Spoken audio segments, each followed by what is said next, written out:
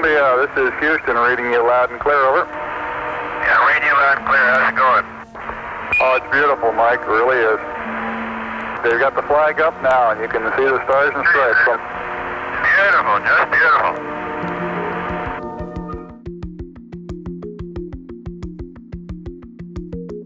Moon Express is the first private organization to get approval to send commercial missions to the moon. The ultimate goal is to mine for precious resources like platinum, water, and helium-3. If you think of the moon like the 8th continent, we're traveling across the ocean of space, and we're going to reap the benefits of a whole new continent of energy and resources.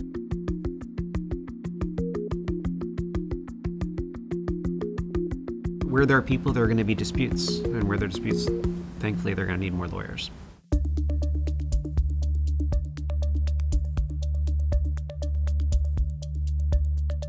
There was no need for space law before there was any objects in space.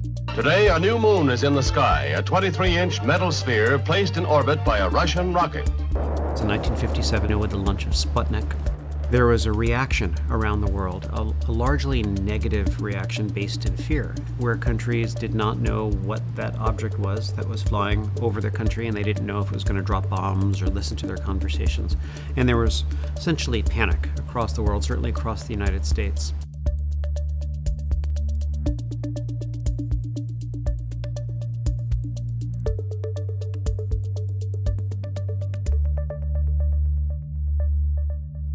So far, 31 nations have joined in the treaty. The Russian ambassador, Philip Kaiser for America. What a lot of folks don't know is that the treaty was actually a disarmament treaty. The US and the Soviet Union agree not to put nuclear weapons in outer space. All countries around the world have the ability to use and explore outer space, but there can be no appropriation of outer space. The way Spain conquered South America and said, I claim this on behalf of Spain. Can't claim the moon or an asteroid.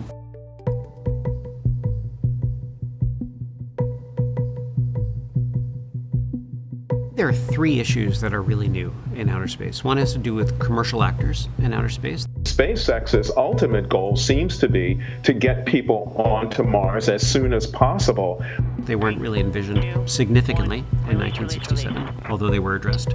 Outer space debris or space junk, that's a big and current issue that needs to be looked at in light of the treaties. And the third one has to do with asteroid mining or using resources in outer space.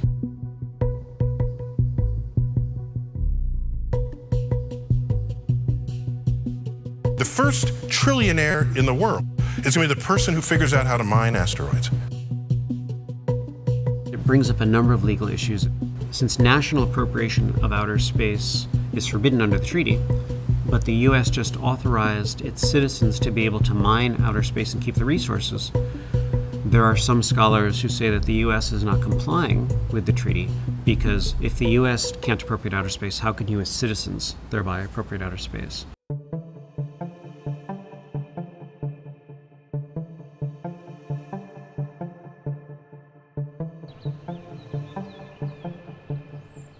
Good afternoon, Madam President, Your Excellencies, and may it please the Court. My name is James Lego, and I, along with my co-agent, Chani Gatto, represent the applicant in this case, the state of Sunisa. The Manfred Locke Space Law Moot Court Competition is a competition for law students not only in North America but across the world. Your Excellencies, 3 quick points on rebuttal. Firstly, as Azasi itself contended, abandonment is not possible under the Outer Space Treaty.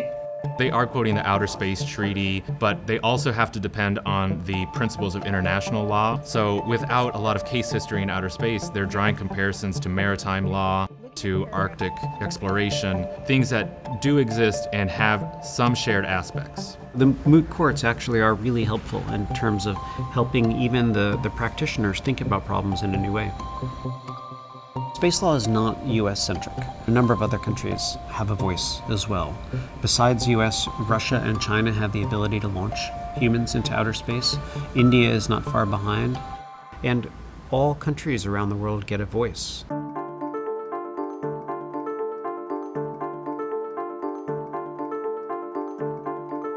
Everything we do day to day depends on space. I mean, the amount of space technology in our phones and on our persons. You can't buy a hamburger at the restaurant without, using a satellite in space to pay for it.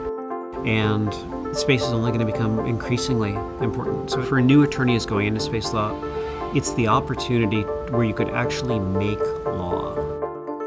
It is really unformed potential, and it gives people of all sorts of backgrounds an opportunity to think, well, if I could extend humanity into outer space and also be able to rewrite the rules, what would I do?